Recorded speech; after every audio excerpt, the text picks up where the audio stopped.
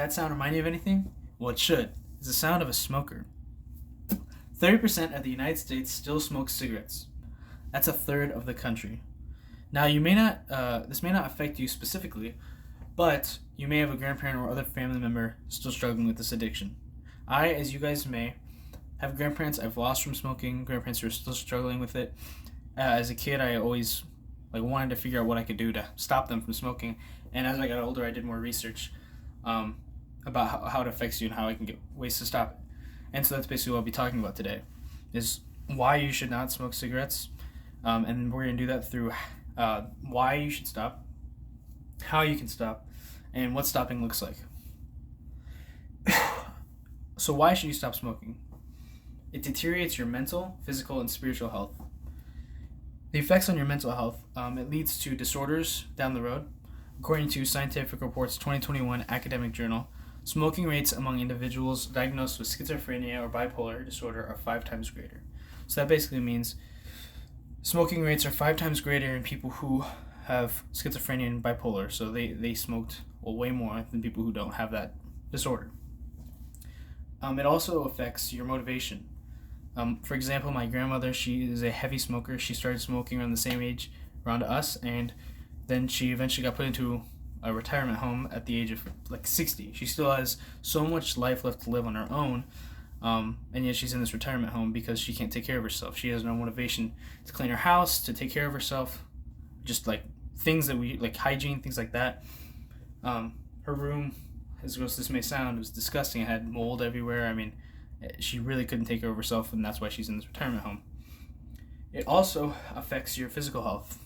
Smoking cigarettes is directly related to heart disease. And in Robert Kastner's article, The Effects of Smoking on Mental Health, he said cigarettes smoking contains over 7,000 harmful chemicals, including 70 known cancer-causing compounds. So basically, when people say, oh, what's the cure for cancer? Well, maybe don't smoke cigarettes. It also the physical deficits also cause the lack of motivation that I talked about earlier. Smoking can cause overeating, which leads to laziness, which leads to lack of motivation. Smoking cigarettes affect the brain, causing all these different things to happen. And most importantly, your spiritual health. I know what you're thinking. Spirituality, it's kind of wishy-washy. It's not as concrete as mental and physical health is, but it's probably the most important. It affects both the physical and mental body. In Lindsay Carey's 2018 book titled Spiritual Care for Allied Health Practice, a Person-Centered Approach, she states that spirituality is a factor in personal adjustment and decision-making. So if your spiritual health is compromised, it's going to affect the physical and the mental side of everything. It leads to everything else I just explained. That it leads to the heart disease, it leads to the motivation, it leads to schizophrenia, it leads to all that stuff because of the way you treat your body or treat your soul.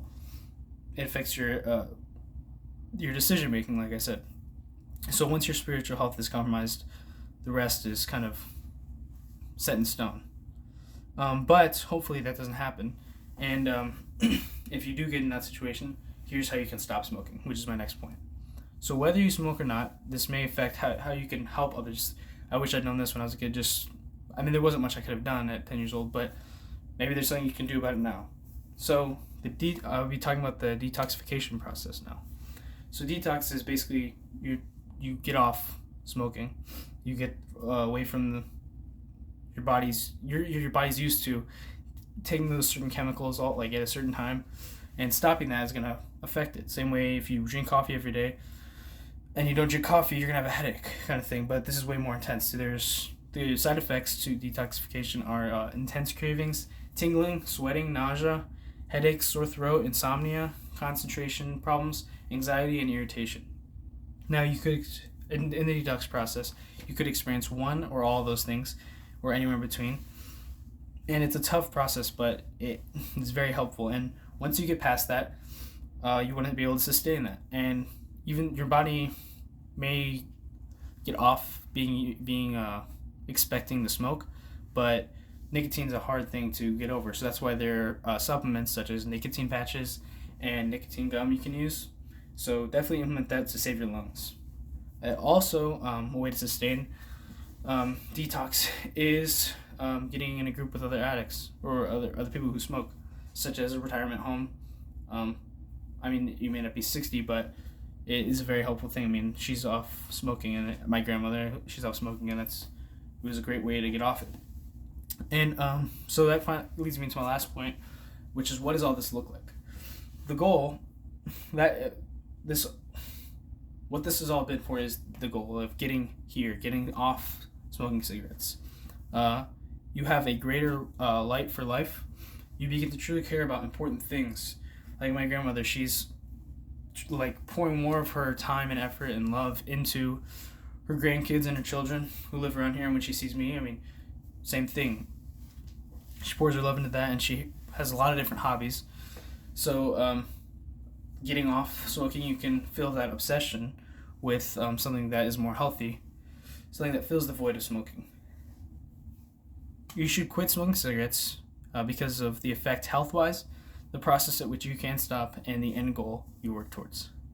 Even though we may not smoke as much cigarettes as a society as we used to, let us be the generation that brings that statistic from 30% to 0. Thank you.